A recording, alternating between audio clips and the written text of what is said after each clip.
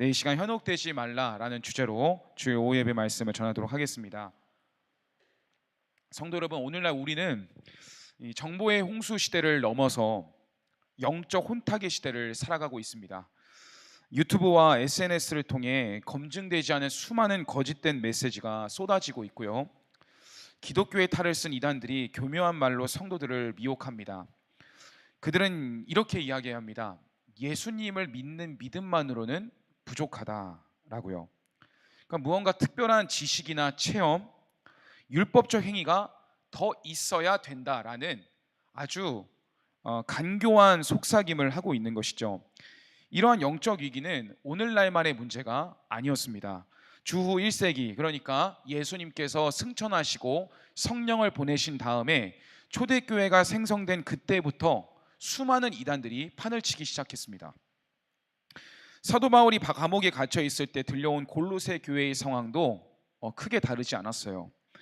당시 골로새 교회는 사실 사도 바울이 직접 방문하여 개척한 교회는 아니었습니다. 정확하게 말씀드리면 바울이 제3차 전도 여행 중에 소아시아의 중심지라고 할 수 있는 무역항 도시 에베소라는 지역에서 두란노 서원이라는 학당을 차린 뒤에 3년 동안 말씀을 전하거든요. 그래서 정말 저녁에 흩어져 있던 사람들이 에베소에 도착한 그때 주야로 눈물을 흘리면서 하나님의 말씀을 그 사람들에게 전했던 사람이 바로 사도 바울이었습니다. 그러니까 사도 바울의 전도를 통하여서 수많은 사람들이 복음을 받아들이고 본국으로 돌아가서 회심을 경험하는 역사가 일어나게 되었는데요. 그때 바울에게 그 두란노 서원에서 복음을 전해 듣고 변화된 신실한 증인이 한 명이 있었는데 그가 바로 이방인 제자 에바브라였습니다. 그런데 은혜를 경험한 에바브라가 복음에 빚진 자의 심정을 품고 내가 고향 땅에 가서 교회를 개척해야겠다라는 마음을 갖게 된 거예요. 그래서 160km 떨어진 자신의 고향 골로새로 다시 돌아가서 이웃들에게 자신이 만난 예수님을 전파하기 시작합니다. 내가 사도 바울을 통해서 주 예수 그리스도를 전해 들었고 내가 예수님을 믿었노라. 예수님만이 우리의 참된 복음이시다. 예수님을 믿어야 된다라는 순수한 복음의 씨앗을 뿌린 결과 그곳이 가정에서 모이기 시작한 교회가 진정한 교회로 거듭난 곳이 바로 오늘 우리가 읽은 골로새 교회인 것입니다. 바울의 신앙지도 아래 에바브라를 통해 개척된 골로새 교회는요, 처음에는 믿음과 사랑이 풍성한 건강한 교회로 소문이 나기 시작했어요. 그런데 얼마 지나지 않았는데 이 교회의 영적 기반을 통째로 흔드는 치명적인 거짓 가르침이 침투하기 시작했습니다. 그때 예수 그리스도를 믿는 것도 중요하지만 예수 그리스도 외에 조금 더 첨가하자, 이런 유혹들이 있었다는 거예요. 예를 들면 그리스도 외에 철학적 전통을 조금 끼워놓고, 그 다음에 천사 숭배도 조금 얹어놓고, 금욕주의, 율법의 의식들, 이런 것들을 다 얹어놓으면서 오직 믿음이라는 예수님의 그 참된 복음을 오염시키기 시작했다는 것입니다. 이단 사상이 침투해 왔다는 거예요. 로마 감옥에 갇혀있던 바울은 에바브라를 통해 이 위기 소식을 전해 듣자마자 골로새 성도들에게 간절한 마음으로 현혹되어서는 안 된다고 편지를 쓰고 있는 것입니다. 여러분, 오늘 제목이 무엇입니까? 현혹되지 말라. 여러분, 이것은 오늘날 우리 성도님들에게도 마찬가지고 성도님들의 자녀들에게 꼭 선포되어야 되는 말씀인 것 같습니다. 오늘 오후 예배 말씀을 통해 우리가 어떻게 이 시대에 나날이 발전해가고 있는 그 이단들을 경계해야 되고 오직 예수 그리스도의 진리를 어떻게 쑤어야 되는지 진지하게 오늘 말씀을 함께 나누고 적용하는 시간이 되기를 소원합니다. 그래서 오늘 말씀은 보통 설교라는 것에서 플러스로 이단 강의가 같이 이렇게 첨가된 말씀이라고 생각하시면 될 것 같아요. 자, 첫째 같이 한번 주제 읽어주시겠어요? 시작. 예수 그리스도 안에 뿌리를 박아 신앙의 기초를 견고히 합시다. 그렇습니다. 여러분, 수학의 원리 중에 하나를 소개를 해드리려고 해요. 그것은 바로 1도 법칙입니다. 한 점에서 출발한 두 개의 선이 있었습니다. 그러니까 한 점에서부터 쫙 이게 펼쳐지기 시작했어요, 선이. 근데 이 두 선의 각도를 이렇게 넓혀서 한 게 아니라 1도가 얼마나 작습니까? 그렇죠? 1도만 다르게 설정해서 선을 위로 올렸습니다. 쭉 위로. 그런데 1m를 진행했더니 두 선 사이의 거리는 겨우 1.7cm밖에 오차가 되지 않았어요. 그러니까 눈으로 보면 거의 뭐 붙어 있는 것처럼 보였기 때문에 가까이에서 봐야지 조금 떨어졌네 했지만 1m대는 별로 티가 나지 않았습니다. 근데 다음으로 1km 정도를 그 선이 계속 1도 오차를 두고 계속 올라가니까 그 미세했던 차이가요 점점 비례 성장하면서 두 선의 간격은 약 17.4m로 벌어지기 시작했습니다. 여러분 17.4m만 돼도 조금씩 어긋나기 시작하네 라는 거를 육안으로 볼 수가 있겠죠. 그런데 문제가 뭐냐면 나중에 지구 한 바퀴 약 4만 킬로미터를 돌았을 때에 처음에 겨우 1도밖에 차이가 나지 않았던 두 직선의 거리가 약 700km나 오차 범위가 생기는 큰 결과를 초래하게 되었습니다. 그러니까 전혀 다른 종착지에 있게 된 거죠. 1도밖에 우리는 생각이 달라진 것이 없다고 생각을 했는데 지구 한 바퀴 거리를 위로 쏘아 올려 보니까 오차 범위가 무려 700km. 여러분 700km는 거리가 얼마나 큰 긴 거리입니까? 서울에서 부산까지가 400km이지 않습니까? 거의 울산에서 서울 왕복하는 거리만큼의 오차 범위가 발생했다는 거예요. 성도 여러분, 오늘날 사이비 종교 이단이 이런 것입니다. 사이비는 한자로 닮을 사 이을 이 아닐 비를 써서 비슷하지만 아니다라는 뜻입니다. 닮았지만 아니라는 것이죠. 그리고 우리는 잘 알고 있어요. 이단의 뜻이 뭐예요? 끝이 다르다. 처음에는 같은 것 같은데 결국에 마지막에 다른 거면 이단인 것입니다. 여러분, 이단은요 처음 볼 때는 기독교와 뭔가 같아 보입니다. 1m 지점 신앙의 초창기에서는 그들이 사용하는 용어라든지 예수님도 부르는 것 같고 성경 구절도 똑같이 쓰고 찬양도 많이 비슷해요. 그러니까 기존 교회와 일치하기 때문에 일반 성도들은 그 차이를 몰라서 현혹이 되는 것입니다. 골로새 교회를 흔들었던 거짓 가르침도요 처음부터 예수님이 없다고 부인한 게 아니었어요. 예수님 있다고 이야기했습니다. 다만 그리스도라는 유일하신 우리의 척도 되시는 예수님의 선 위에 뭘 자꾸 첨가시키냐면 율법주의, 신비주의, 기적적인 어떤 체험, 이런 것들을 미세한 1도의 비틀림을 얹었을 뿐이었어요. 그러나 신앙의 연수가 쌓이고 깊어질수록 그 1도의 차이가 구원이 아닌 파멸이라는 전혀 다른 결말을 만들어내는데, 여기에 현혹되면 뒤늦게는 돌아오기가 쉬울까요? 어려울까요? 어려워지는 것입니다.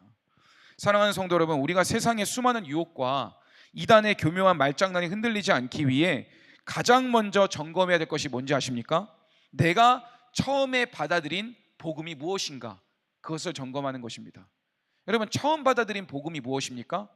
예수님이 누구의 죄 때문에? 나의 죄 때문에 어디에 못 박히셨다고요? 십자가에 못 박혀 죽으신 그 사실을 우리는 너무 당연히 아닌 것 같지만 이 첫 믿음을 항상 사수해야 된다는 거예요. 오늘 보면 6절에서 사도 바울은 골로새 성도들을 향해 선포합니다. 6절 7절 말씀 한번 띄워주시겠어요?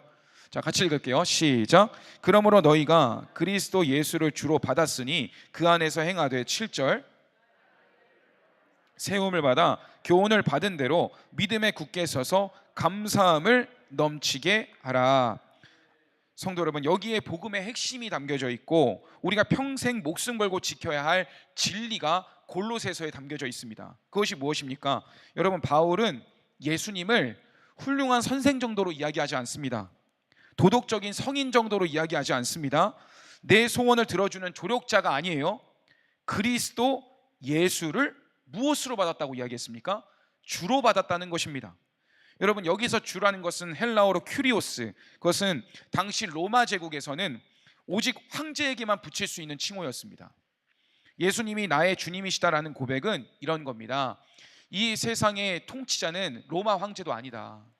오직 하나님의 아들이신 예수 그리스도 한 분밖에 없는 것이다.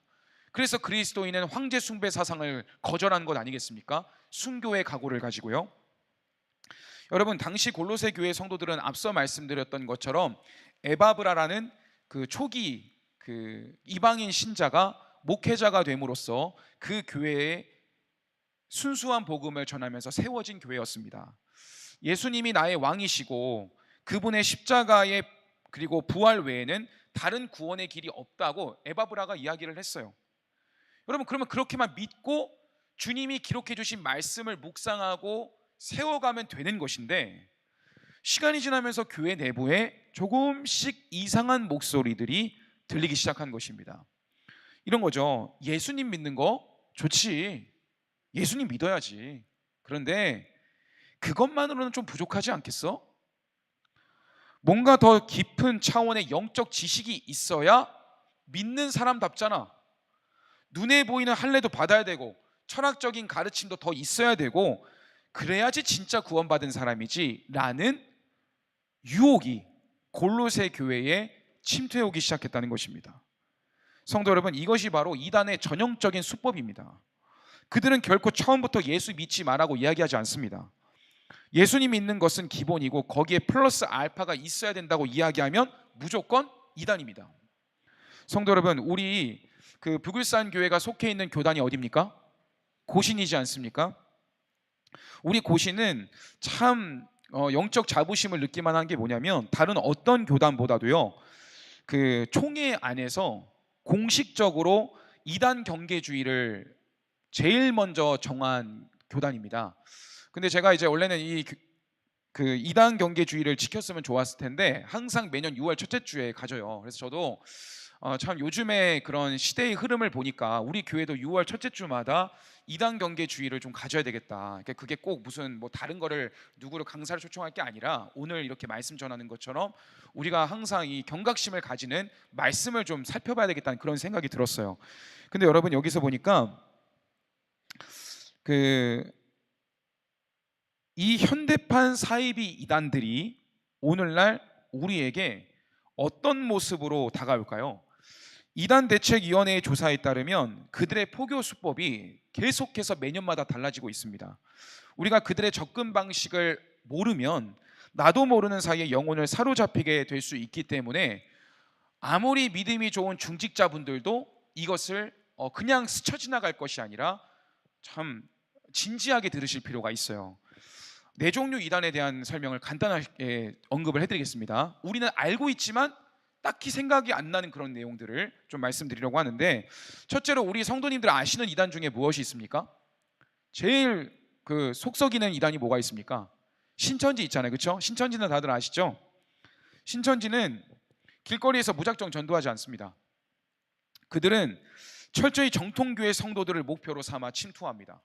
어제도 우리 교회에 우리 청년 중에 왕은정 자매라고 있는데, 은정 자매한테도 그런 그 신천지가 막 현혹을 했다 그래요. 그래서 은정 자매가 이제 딱 순수하게 나는 우리 부굴산 교회 이세종 목사님하고 강도사님한테 이르기 전에 나한테 얘기하지 마라 그랬더니, 그러면 더 신천지로 와보라 그러더라는 거예요. 이제는 대놓고 포교를 하는 거죠. 근데 가장 흔한 수법이 요즘에는 뭐냐면, 예전에는 완전히 거짓말이었는데 이제는 MBTI 성격 유형 검사와 애니어그램이라고 해서, 이거 모두가 다 요즘에는 다 알고 있는 것이지 않습니까? 그러니까 심리 테스트, 그리고 우울증 상담해 준다 그러고 미술 치료를 가장하여서 접근을 하는 것입니다. 그리고 이건 옛날부터 신천지가 사용하는 수법인데 이런 거죠. 예를 들어서 어떤 사람이 여기에 있어요. 근데 A와 B가 서로 이야기를 하면서 이 사람에 대한 정보를 다 알려주는 겁니다. 근데 이 사람은 A와 B를 모릅니다. 그러다가 C라는 사람이 유일하게 이 사람을 알고 있었는데 A와 B와 C가 우연히 만나는 걸 가장해가지고 이렇게 이야기하는 거죠. 우연을 가장한 그런 영적 신비를 속이는 것입니다. 예를 들어 이런 거죠.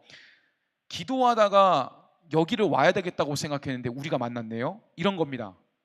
그러니까 우연으로 가장해서 뭔가 영적인 영감으로 내가 여기를 왔는데 우연히 당신을 만났다. 당신 혹시 이런 것 때문에 힘들어하지 않느냐? 꼭 점쟁이가 미래 맞추는 것처럼, 다 거짓이지만요.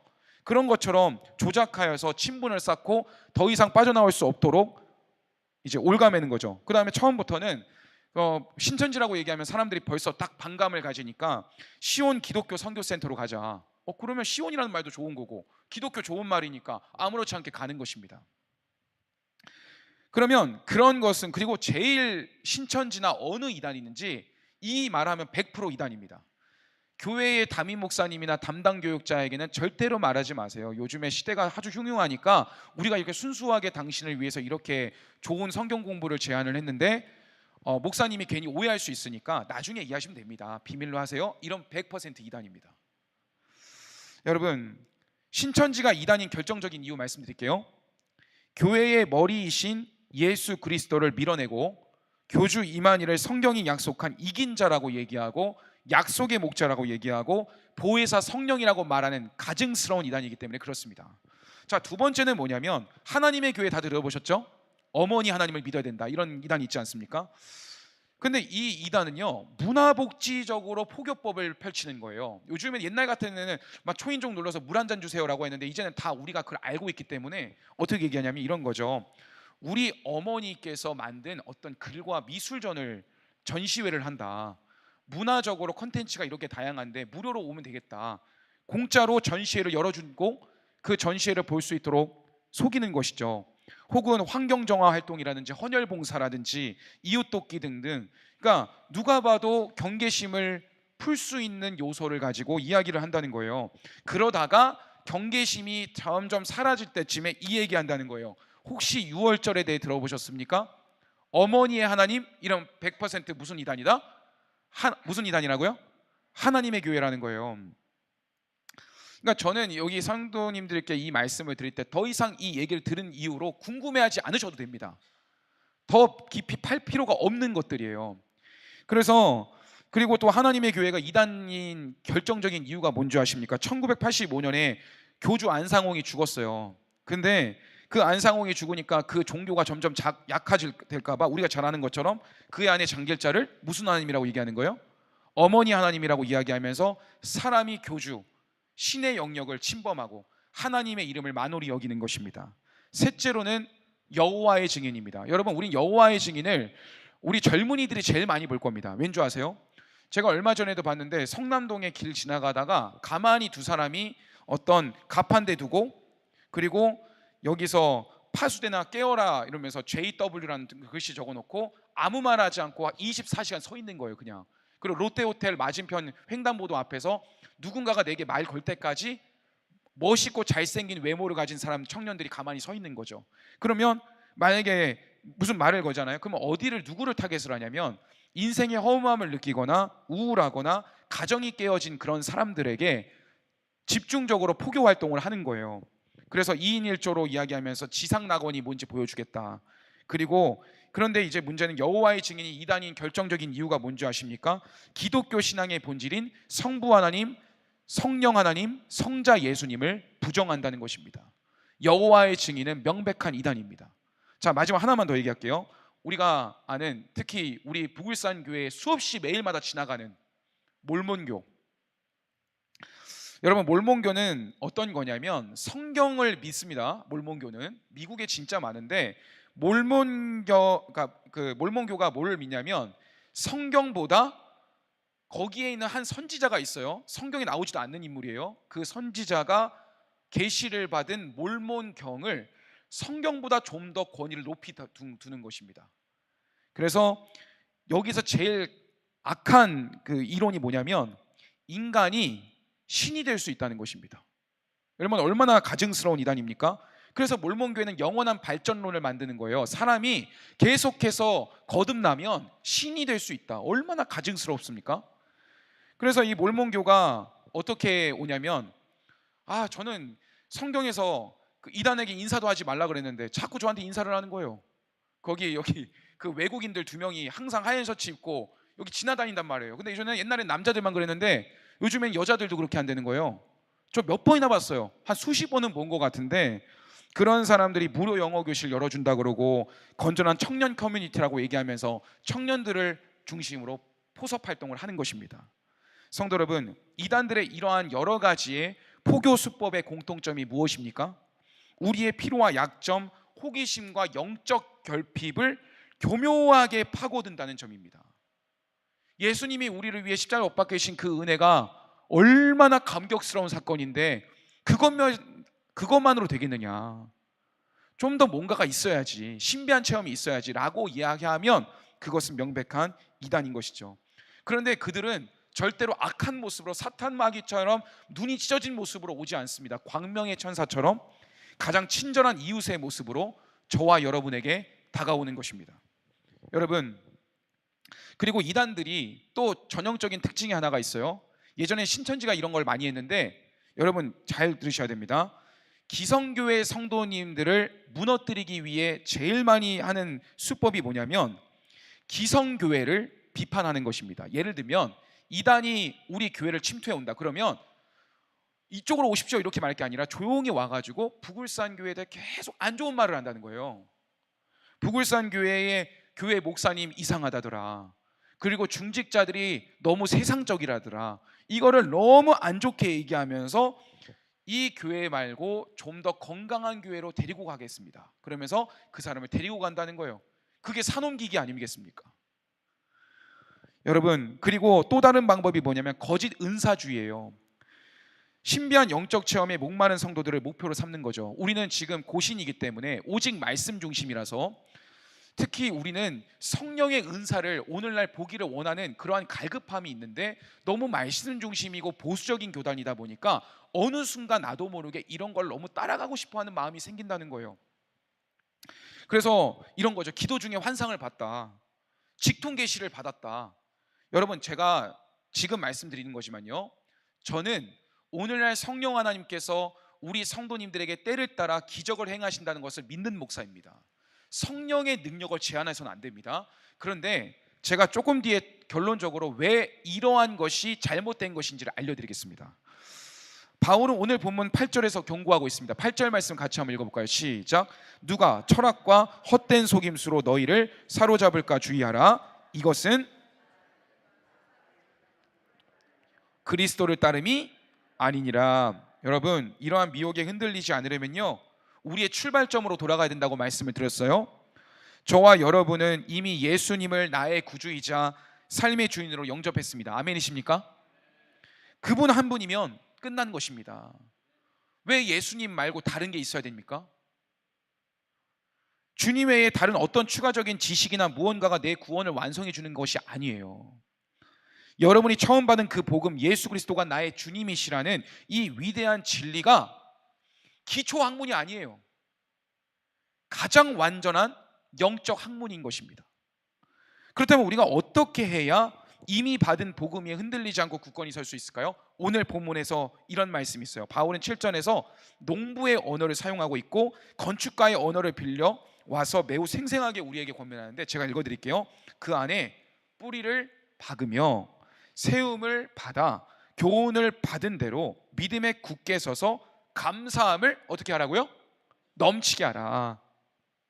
여러분, 우리는 흔히 이 뿌리에 대해서 늘 아는 정도로만 해석을 하다 보니까 뿌리가 물을 찾아서 저 밑에까지 계속 뿌리를 내리다 보면 그러면 나무가 건강해진다, 이건 너무 다 아는 사실이시죠?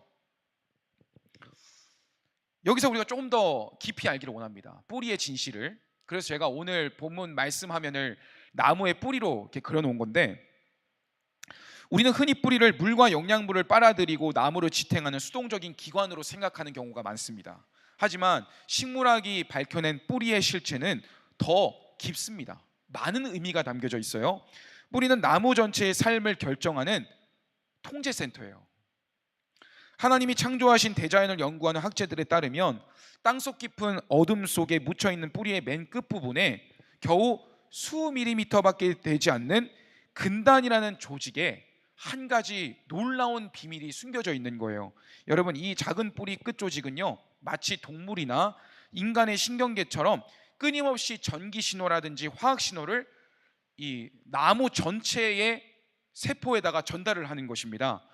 그럼 뿌리는 어둠 속에서 가만히 멈춰 있는 게 아니고요, 하나님이 부여하신 신비로운 감각 조직을 통해서 신호를 보내고 지금 내가 여기에 뿌리를 내리고 있는 토양이 깨끗한지, 오염됐는지, 안전한지, 수분이 어디를 향하고 있는지, 이거를 끊임없이 감각하고 분석하는 능력이 있다는 것입니다. 한 그루의 나무만이 아니라 모든 나무가 그렇습니다. 뿌리는 땅속에 있는 물질을 무분별하게 흡수하지 않습니다. 예를 들어서 수많은 오염물질과 독극물이 가득한 땅 속에 나무를 한번 심었다고 가정을 해볼게요. 그러면 여러분, 지금부터 중요한데, 뿌리 안쪽에는 아주 어려운 말입니다. 카스파리데라는 그 세포막 필터 장치가 있습니다. 그러니까 토양 속 거름과 물이 이 필터에 도달하면요, 뿌리는 어떻게 생각하냐면 지금 여기에 있는 영양분은 나에게 도움이 돼. 이거는 빨아들여야 돼. 이거는 오염된 물질이야. 이거는 우리 뿌리가 이 수분을 흡수하면 안 돼. 이것이 모든 나무에게 다 있다는 것입니다.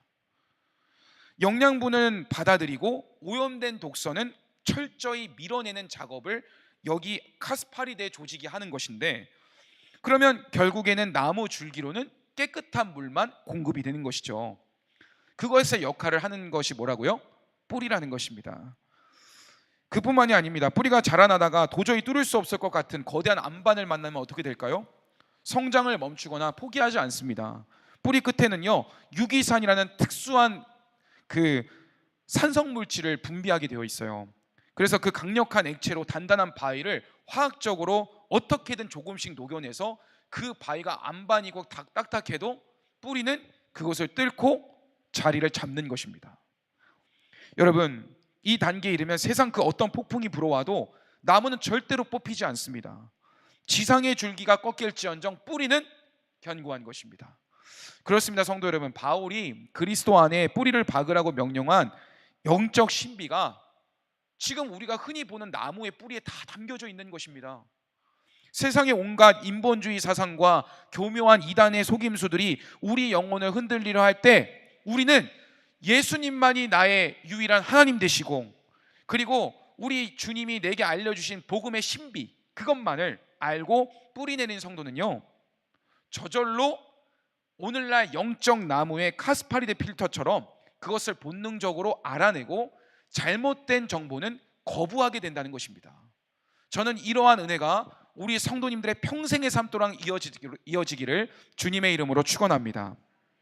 이런 거예요. 저는요, 딱 알아요. 뭔가 하나가 도착하거나 소포가 도착하거나 누군가가 말을 걸잖아요. 그러면 항상 이런 것에 대해서 생각을 많이 하기 때문에 딱 봐도 이단인 게 느껴져요. 그러면 바로 거절하는 거예요. 대화를 할 필요가 없어요. 논쟁하지 않아도 됩니다. 이것은 그리스도를 따름이 아니구나. 이것은 사람의 전통이구나. 왜 성경에서 더한 것을 말하지? 더 이상 얘기하지 마십시오. 한 번만 더 얘기했다가는 신고하겠습니다. 이런 것처럼 내 스스로를 방어해야 되는 거예요. 주의 말씀 안에서. 다음으로 그리스도와의 강력한 연합의 신비가 일어나야 되는 것입니다. 여러분, 신앙의 뿌리가 깊어지면 내 앞을 가로막는 혹독한 고난의 안반을 만날 때 성도는요, 좌절하지 않습니다. 오히려 어려우면 어려울수록 뿌리를 주님께 내려야 된다는 걸 알기 때문에 우리 성도님들은 세상에 더 좋은 것을 찾아가기보다 우리가 만세반석 대신 예수 그리스도 앞에 엎드리고 기도하게 되는 것입니다. 기도하면 능력이 일어나지 않습니까? 그래서 우리는 힘들면 힘들수록 더 좋은 것들을 찾아 나서는 게 아니라 이미 주님 안에 있기 때문에 그 주님께 기도로 나아가면 되는 것입니다. 그래서 저는 우리 성도님들께도 기도를 강조하는 것입니다. 바울은 이어서 교훈을 받은 대로 믿음에 굳게 서라고 이야기하고 있어요. 골로새 성도들이 에바브라를 통해 정상적으로 배웠던 바른 신학과 복음의 교훈을 붙들라는 것이죠. 여러분, 오늘날 이단에 빠지는 사람들을 보면요, 평소에 교회에서 진행하는 체계적인 성경 공부나 교리 교육에는요, 관심을 별로 안 기울여요. 그거는 좀 나중에 하겠다, 안 하고 싶다 이러다가 물론 사정이 있으면 안 할 수 있어요. 근데 뭐가 문제냐면 핸드폰에서 나오는 어떤 비밀 집회라든지 그리고 성경 공부에 미혹되는 경우들이 생긴다는 것입니다. 그러면요, 검증되지 않은 유튜브 영상은요, 굳이 내가 그곳을 가지 않아도 얼마든지 볼 수 있잖아요. 근데 여러분, 요즘에 유튜브가 왜 위험한지 아십니까? 유튜브는 잘 활용하면 좋지만 안 좋은 사례들이 참 많습니다. 예를 들어서 우리의 눈과 귀를 사로잡는 무서운 알고리즘 시스템이 유튜브에 깔려있기 때문이에요. 이게 뭐냐면, 쉽게 말해서 우리 성도님들이 잘못 유튜브를 검색을 해가지고 내가 그동안 궁금했던 어떤 신비한 체험이라든지 이런 것들을 알려주는 그 영상을 한번 봤어요. 그러면 이 유튜브가 오늘 성도님들이 그것을 인식하고 봤다는 것을 알고 있기 때문에 그것을 관심사로 딱 입력을 해가지고 다음날 밥을 먹는다든지 쉬는 시간에 뭔가 이어폰으로 뭔가를 들을 때에 그거를 2번 더 보여주고 제곱처럼 4번 더 보여주고 계속해서 그것만 뜨니까 나중에는 어떠한 혼란이 오냐면 이런 거예요. 그냥 참고 삼아 한번 볼까? 라고 했던 거짓된 집회나 이런 영상을 보다가 매일같이 쏟아지는 알고리즘의 파도 속에 갇히다 보면 이런 거죠. 야, 온 세상 영상들이 다 이런 거를 증명하고 있네. 사실은 그게 아닌데. 그러면서 점점 우리의 젊은이들과 어른 성도들조차 잘못된 교리에 빠진 것입니다. 사랑하는 성도 여러분, 이미 여러분이 몸담고 있는 주님의 교회에서 강단에 선포되어지는 복음을 통해 선포되는 바른 교훈을 가장 소중히 여기시기 바랍니다. 북울산교에서 진행하는 훈련 프로그램에서 훈련받고 배운 대로 믿음에 굳게 서는 것이 가장 안전한 방법이에요. 그럴 때 우리 마음에 무엇이 일어납니까? 감사함을 넘치게 해야 된다는 것입니다. 여러분, 우리가 어떻게 감사함을 넘치게 돼요? 뭔가 새로운 신비를 경험했을 때요? 그렇지 않죠. 주님이 우리와 함께 하신다는 것을 알면 알수록 우리는 기본으로 돌아가게 되어 있습니다. 나 같은 죄인을 위해 십자가에 못 박히신 예수님의 은혜에 감격하게 되고, 그리고 어떻게 예수님이 나 같은 죄인을 살리실 수가 있는가? 주님 한 분만으로 만족하게 되는 것입니다. 그러면 구원의 감격으로 벅차 있는 성도들은요, 이단이 침투할 구멍이 없습니다. 왜 이단에 미혹됩니까? 마음의 감사가 메마르고 영적인 결핍이 생기고 무언가 신기한 일이 있을 때 찾아 헤매기 때문입니다. 저는 우리 성도님들에게 말씀드리고 싶은 게 뭐냐면, 우리 성도님들이 먼저 된 자로서 우리의 가족이나 우리의 자녀들이 이런 일이 있을 때 기도하면 하나님께서 우리 성도님들의 기도를 응답하셔서 건져주실 줄로 믿습니다. 여러분, 둘째 한번 읽어볼까요? 같이 한번 읽어주세요. 시작. 복음의 본질을 붙들고 거짓된 신비주의와 율법주의를 배격합시다. 여러분, 이단들이 성도들을 미혹할 때 가장 자주 사용하는 무기가 뭔지 아십니까? 죄책감과 공포심입니다. 뭐라고요? 다시, 첫 번째 뭐라고요? 죄책감. 두 번째는 공포심. 여러분, 하나님이 여러분에게 주는 마음은 뭔가 얼매이거나 쫓기는 마음 아닙니다. 주님은 우리 성도님들에게 자유의 영을 주셨습니다. 자유롭게 자유의지를 주시고, 그리고 자원하는 심령을 원하시는 거지 여러분을 속박하게 만들고 얼매이게 만드는 게 아니라는 거예요. 여러분, 사단은 여러분에게 이렇게 얘기합니다. 너가 그렇게 살아서 정말 구원받을 수 있겠느냐? 무언가 특별한 행위나 공란을 쌓아야지, 그래야지 마귀의 정죄에서 벗어날 수 있는 거야, 이렇게 이야기를 한다는 거죠. 여러분, 바울은 오늘 본문에서 이미 예수 그리스도께서 십자가에서 우리의 모든 죄를 어떻게 완벽하게 해결하시고 승리하셨는지를 선포합니다. 13절에 이렇게 되어 있어요. 또 범죄와 육체의 무할례로 죽었던 너희를 하나님이 그와 함께 살리시고 우리의 모든 죄를 사하셨다. 우리는 본래 허물과 죄로 죽을 뻔했던 자가 아니라 죽었던 자들이지 않습니까? 그런데 하나님께서 우리를 그리스도와 함께 살리셨고 일부가 아니라 우리의 모든 죄가 용서함을 받지 않았습니까? 여러분, 이 완전한 사죄의 은혜가 어떻게 이루어졌습니까? 14절에 놀라운 표현이 있어요. 여기 준비가 안 돼 있기 때문에 성경을 한번 보십시오. 14절 오늘 본문인데요. 우리를 거스르고 불리하게 하는 법조문으로 쓴 증서를 지우시고 제하여 버리사 십자가에 못 박으셨다. 여러분, 이 말이 무엇입니까? 법조문으로 쓴 증서는요, 당시 채무자가 빚을 졌을 때에 작성하던 일종의 차용증 빈문서였습니다. 근데 율법의 잘대함에 우리는 영원한 지옥 형벌이라는 엄청난 죄의 빚을 진 죄인들이었습니다. 그러니까 우리는 자연스럽게 어둠의 길로 가는 자들이었단 말이에요. 그런데 사탄이 뭐라 그런 거예요? 이 빈문서를 딱 들면서 거봐 봐라, 너 죄인이지 않냐, 너는 이제 파멸의 길을 갈 거기 때문에 다른 것을 바라봐라, 이렇게 유혹을 하는데 주님이 뭐라고 하시는 거예요? 예수님을 나의 구주 나의 하나님으로 영접하면 그 죄의 빈문서를 십자가의 통짜로 주님이 못 박으셨기 때문에, 우리 주님이 저와 여러분을 위해 십자가에 못 박히셨기 때문에 더 이상 그 문서는 효력을 다하지 못하고 사라졌고 주님이 그 죄값을 담당하셨다는 사실입니다. 예수님께서 친히 물과 피를 쏟으심으로 우리의 죄의 빚을 단번에 완전히 해결해 주신 줄 믿으시기 바랍니다. 여러분, 다음으로 사탄의 정죄에서 해방된 성도들이 경계해야 될 것은요, 율법주의예요. 당시 골로새 교회는 유대주의적 배경을 가진 이단들이 침투하여서 성도들을 흔들었는데 이런 얘기가 있어요.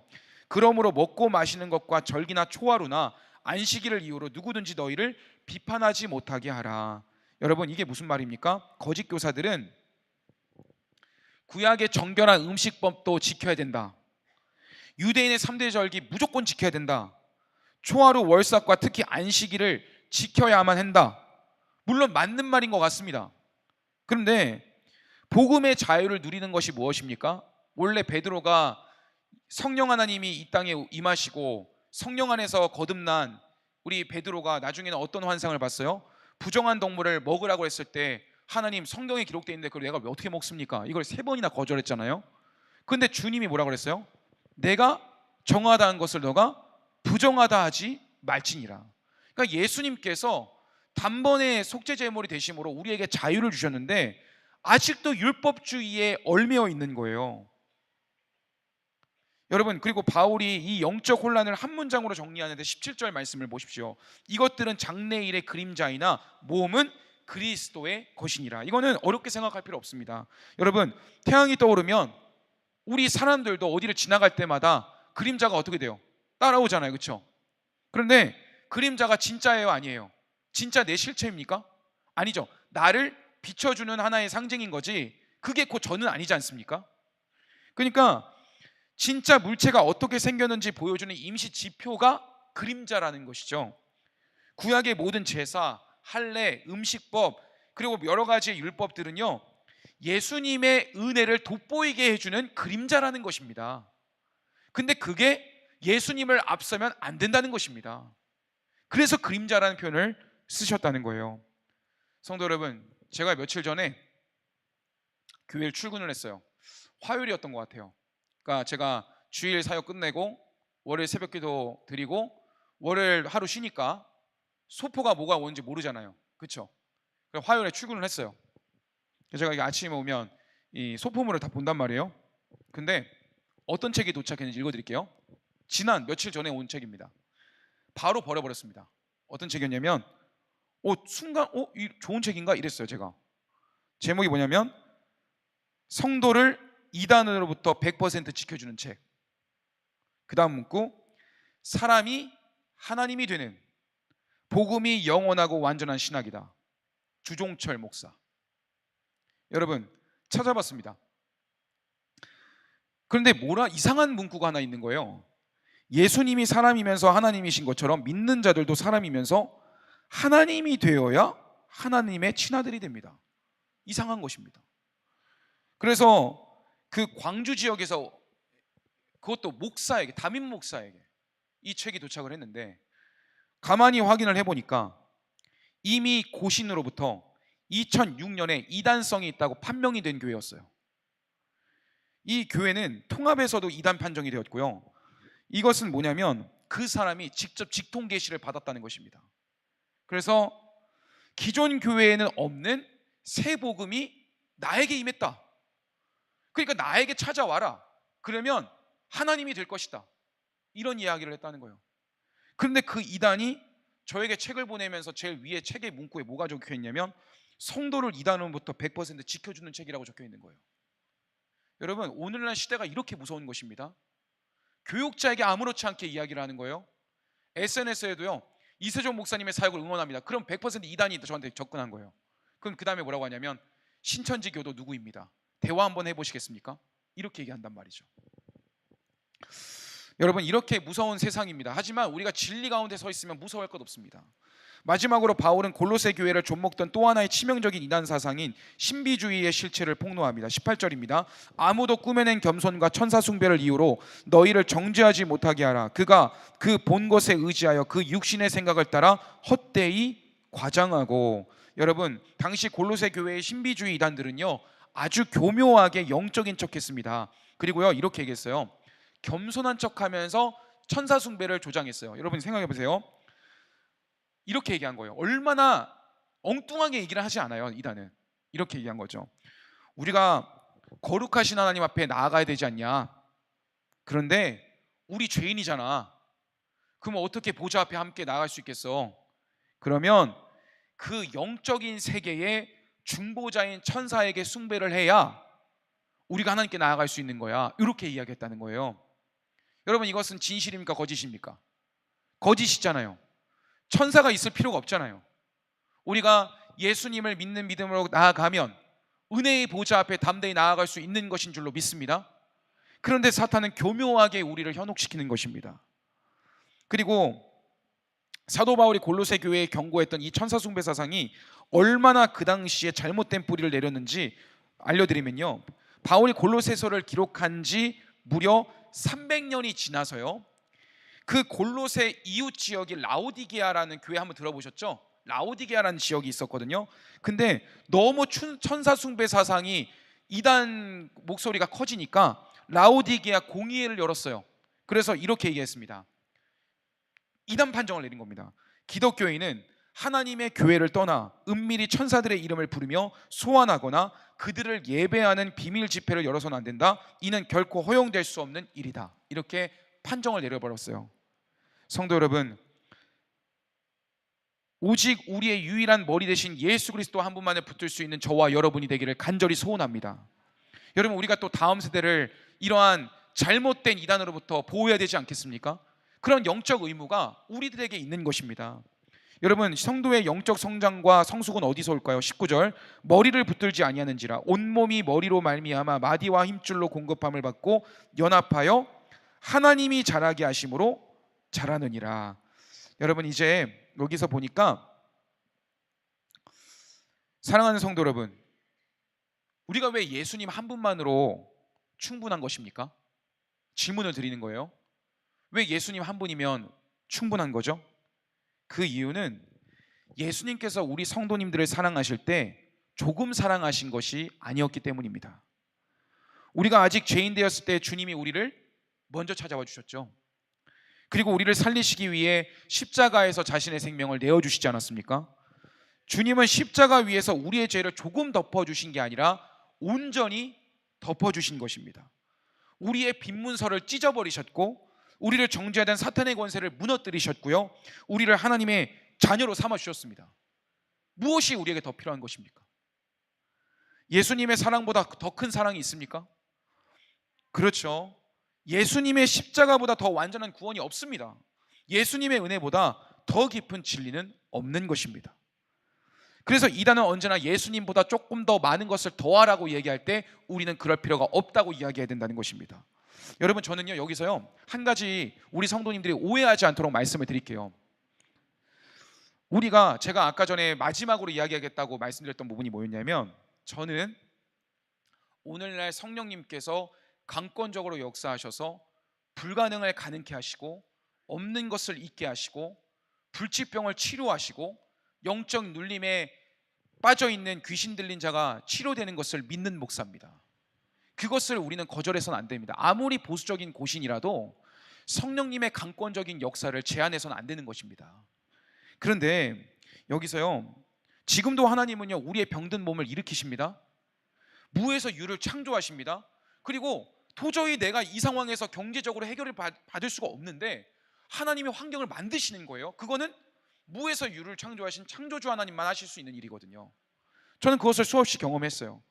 그리고 하나님은 지금도 살아계셔서 우리의 골방의 기도와 새벽의 제단과 간절히 하나님께 올려드리는 기도의 간구를 응답하시거든요. 그리고 자신의 뜻 가운데에 연약한 자녀를 고치시고요, 기적의 주인공이 되게 하십니다. 그래서 우리가 이렇게 또 따로 우리 11월 달에 예배를 그렇게 드리지는 않지만 다니엘 기도회 가운데 수많은 간증자들이 나오지 않습니까? 그거 다 진실이란 말이에요. 그런데 여러분, 여기서 우리가 경계해야 되는 것은 예수님의 능력을 경계하라는 게 아니고요, 잘 들어주십시오, 은사를 발휘하는 사람을 바라보게 만드는 신비주의를 경계해야 된다는 것입니다. 여러분, 병을 고치는 분은 예수님이십니까? 목회자입니까? 예수님이시죠? 사람이 아니라 하나님이십니다. 저나 모든 목회자와 그리고 우리 성도들이 서로를 위해서 기도할 때 그 중보자는 그런 통로로 쓰임을 받는 거지 내가 능력이 있는 게 아니에요. 내가 능력이 있다고 말하면 그건 100% 이단이에요. 그렇죠? 참된 은사는 언제나 사람을 높이지 않습니다. 하나님의 응답으로 우리 성도님이 치유를 경험했다, 그러면 제 이름이 높아지면 안 되는 것입니다. 하나님의 이름이 높아지는 것이 정상인 것이죠. 그래서 우리는 항상 어떤 것이 혼란스러울 때 이것을 기준으로 생각하시면 되는 것입니다. 내가 과연 지금 주목하고 있는 것이 그 신적인 능력을 가지고 있는 사람이냐, 아니면 하나님께 영광을 올려드리고 있느냐, 이게 이단을 분별할 수 있는 기준이 되는 것입니다. 그러나 모든 영광을 하나님께 돌리고 말씀 위에서 기도하게 하고 하나님의 주권을 인정하는 가운데서 나타나는 치유와 회복은 오늘날에도 우리가 간구해야 되는 능력이어야 되는 것입니다. 사랑하는 성도 여러분, 혹시 지금까지 신앙생활하면서 예수님보다 다른 것 더 의지하신 성도님들 계십니까? 사람을 의지하고 체험을 의지하고 내 행위를 의지하고 내 열심을 의지하며 살아오지는 않으셨나요? 오늘 다시 우리의 시선을 십자가에 못 박히신 예수님께로 돌릴 수 있는 오늘 주일 오후 예배 시간이 되기를 소원합니다. 오늘 다시 주님께로 향합시다. 주님은 지금도 우리에게 말씀하십니다. 내가 너를 위해 십자가에 못 박혔다. 내가 너를 이토록 사랑한다. 그러니 다른 것을 붙들지 말고 나만을 붙들지어다. 십자가에서 우리를 끝까지 사랑하신 예수 그리스도의 사랑보다 큰 것은 없습니다. 클 수 없습니다. 예수님 한 분이면 충분한 것입니다.